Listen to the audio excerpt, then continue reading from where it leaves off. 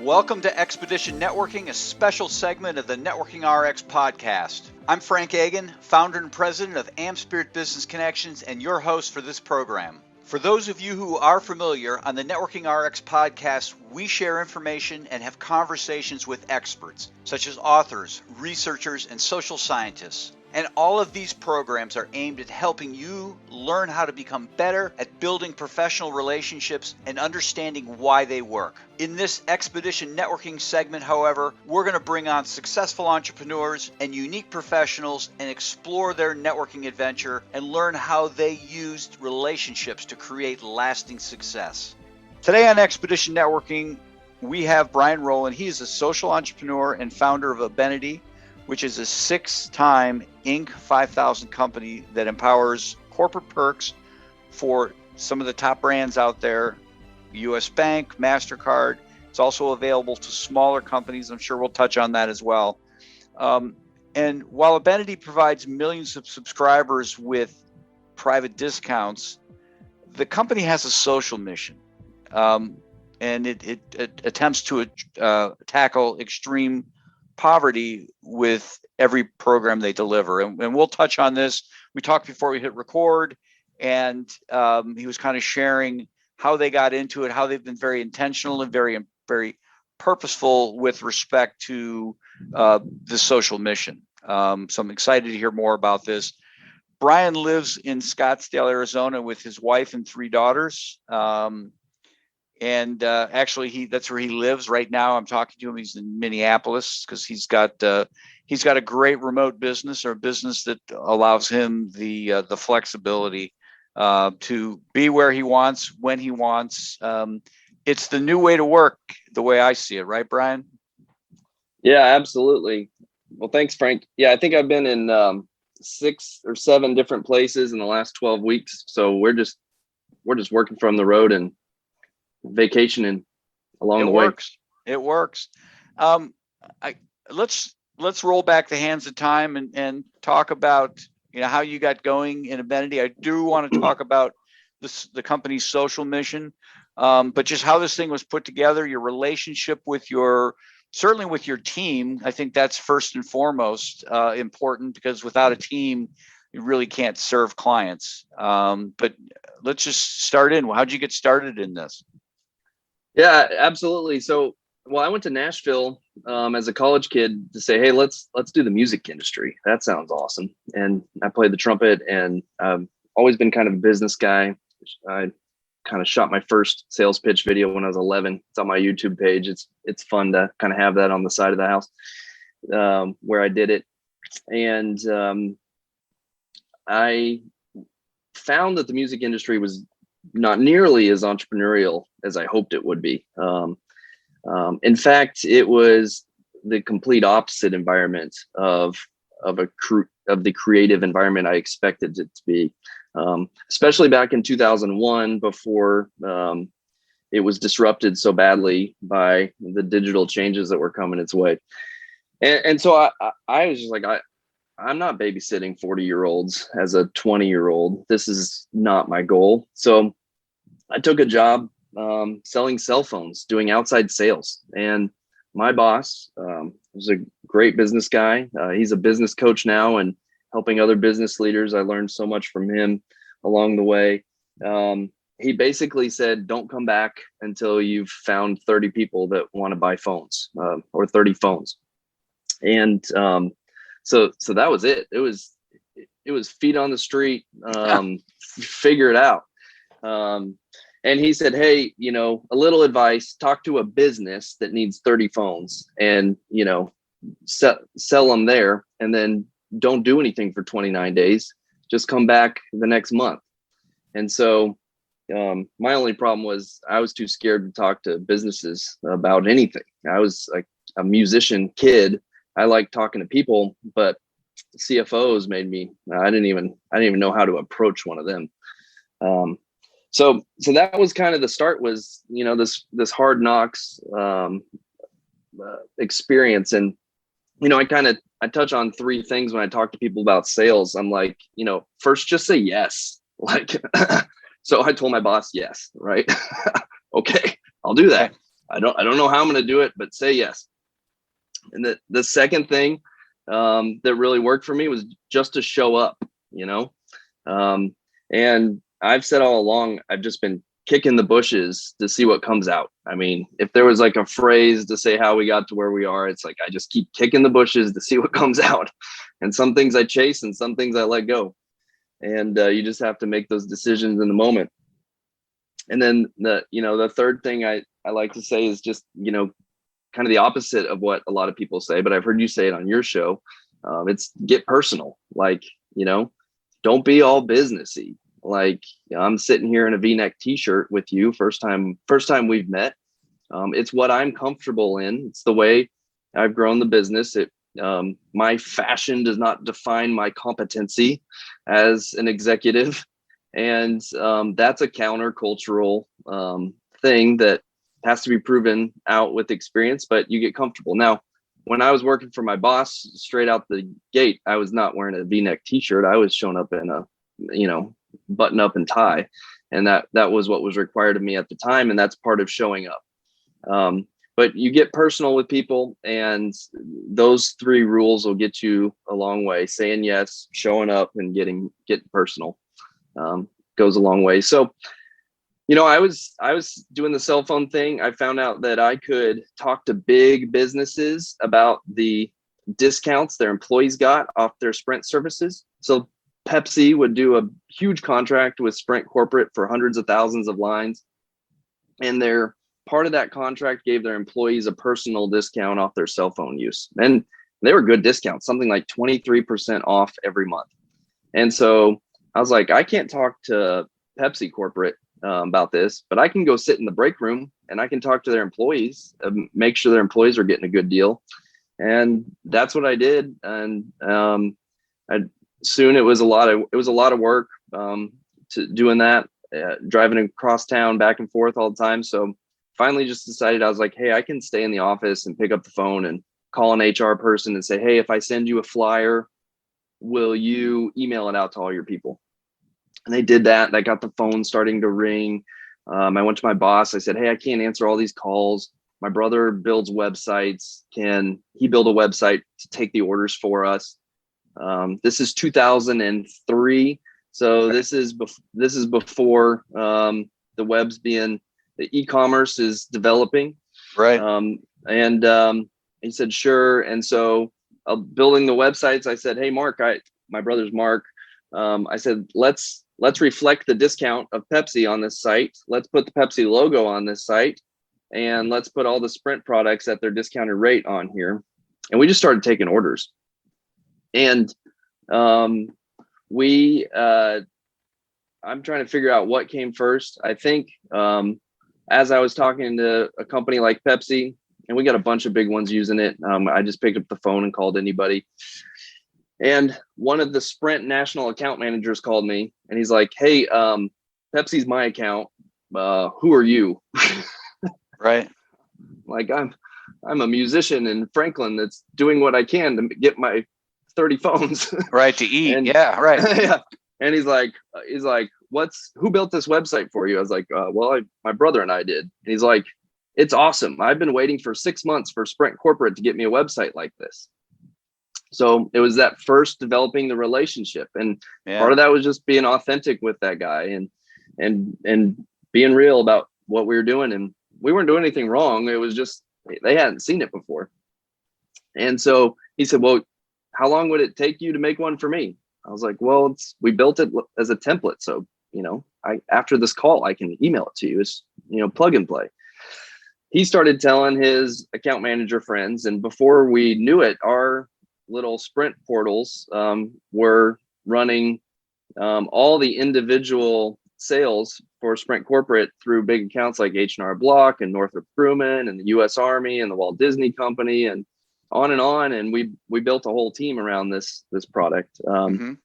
This became the bridge to what I'm doing now. There was a day the wrong phone was posted with the HR team at Disney, and IT wouldn't do anything about it. 200,000 Disney employees had access to the wrong info. Sprint was upset. HR was upset. I was in the hot seat. So after we, and IT is like, look, we've got more important things to do than change this one little thing on employee cell phones. So when we got it resolved, I went to Disney HR and I said, hey, what if I built the platform that hosts all your discounts for you so that we're making your updates and changes on your behalf. We're working with all your merchants. So your HR team doesn't have to figure out how to manage the 300 merchants that you're dealing with. That is not even their role, because nobody has a role for perks inside HR. And they, I said, we'll give it to you for free. And they said, okay. So our first three, we built it. Our first three customers were my existing Sprint accounts that I had relationships with, Oracle, US Army, and Disney. We had a good start. And then we found the business model when I was talking to a healthcare company that is still our customer today. And I said, hey, for $150 a month, I will take our logo off of it, or we can leave our logo on and it'll be free. And they chose the $150 a month. And we quickly realized the value of customization and being brand centric for the customer. And we've run with it from there and grown it to what it's doing today. So that's kind of the start. And it was very relational with those account managers along the way, and a lot of networking went on in those years. Well, let's switch gears here. You have you before we hit record, you started talking about your social mission, and we referenced in the intro. You were very intentional about how you set this thing up, and at one point said, "You know what? I need to give back as well." I guess share how that's all unfolded, because I think that plays into the piece of success. I know it does. I know it does, but yeah. Absolutely. So I did really well as a creative musician in Nashville. I mean, within 2 years, I was making six figures just because of my approach. And very quickly, for me, money is not really a measuring stick for me. It's a tool. And so I never was super excited about the money. And actually that early on, I didn't know what to do with it. It was actually more of a stressor than anything else, because I was making more money than my dad ever made pretty much right away. And that's an unusual spot to be in as a young kid.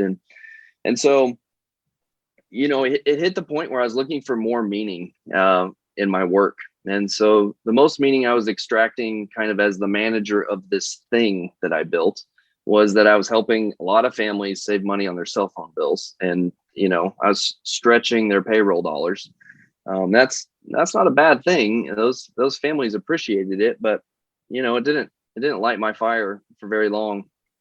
And so when we discovered the business model for Abenity, we said, hey, let's create an output to a cause for every input into the business. And let's make sure it's outside of our brand, outside of our product, our services, our industry. Mm-hmm. So that we can always keep our eye on something bigger than what we're doing day to day. And that's been a really critical thing throughout the years, as business is hard and you have your ups and downs. And so we did that, and we picked the biggest cause we could think of, which was extreme poverty. It's actually the United Nations #1 goal is to eradicate extreme poverty by the year 2030. Excuse me. And they're on track for that. And we picked the organization that we knew that served everything from domestic United States poverty to rural poverty in Africa. And it's a group called World Vision. They're a large GMO, and we've been working with them ever since. And we just surpassed our $1 millionth of giving to them last year. I think we're a little over 1.2 right now. And that's been an awesome milestone. And really what I realized was there was a moment in the progression of this impact goal that we had, where we had to get very intentional, and we were planning to give. And for the first couple of years, we're like, yeah, we'll give. And we did, and we just cut a check at the end of the year, but it wasn't a part of our lifeblood. Right. And then, so we was like, okay, well, let's get more systematic about our giving so that it does happen, so that we can scale it. And so we said, well, let's start sponsoring a child at World Vision in extreme poverty with every new customer that signs up for it with the programs we're delivering. And so we started doing that. And about 6 years into it, we realized, we're like, why aren't we telling anybody about this? And so what we had done is we had taken this kind of plan for giving, and we created an impact plan. We actually created a plan around it, and we broke it into 5 steps. And really from there, that was the turning point for us. And as soon as we had a plan, we had a story to tell. And when we had a story to tell, we had a way to engage our employees in what we were doing. We were able to set expectations. We were able to set goals. We were able to follow through on those goals, which built trust and built momentum. And ultimately, we discovered that it was expanding way beyond just our internal team, and our customers it was leaving a big impression on our customers.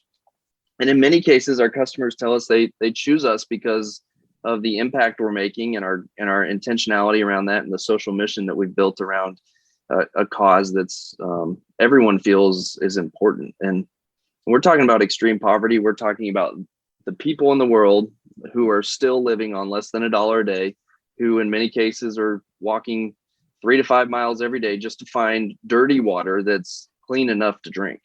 Yeah.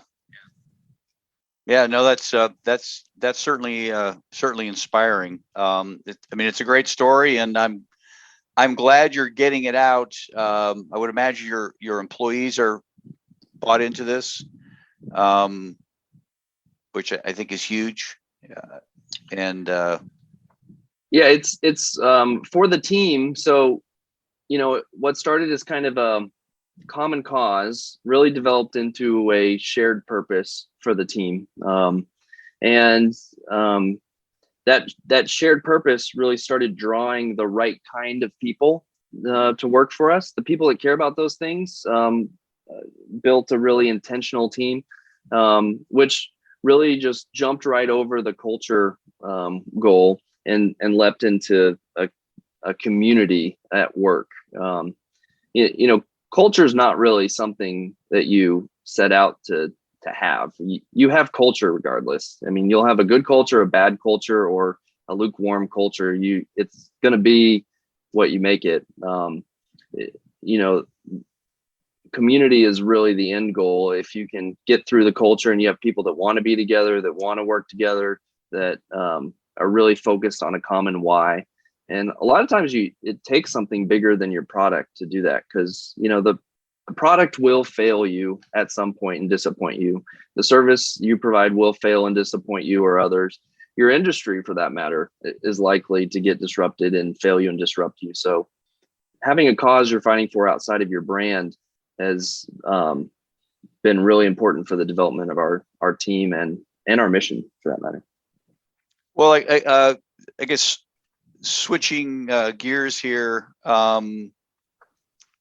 what's next? What do you guys have on the horizon? How can listeners help you? How can they get a hold of you? That's probably the bigger question. Somebody listening.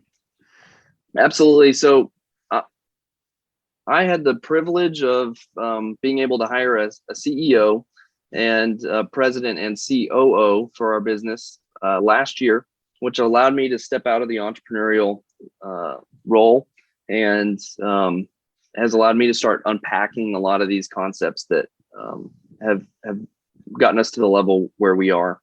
And so my big mission right now is I'm looking to build a community of people like me that just care about making an impact. And so I put together the impact plan, which is basically the 5 steps that once we took, really unlocked these unexpected benefits of including that competitive advantage for our business. So I'm just trying to give that away free to as many people that'll take it. So I've got a phone number to connect with me personally to do that. And you just text the word impact to that and fill out a form, and you'll get the PDF back right away. So if you're interested in the impact plan, go ahead and text the word impact to area code 615-802-6853.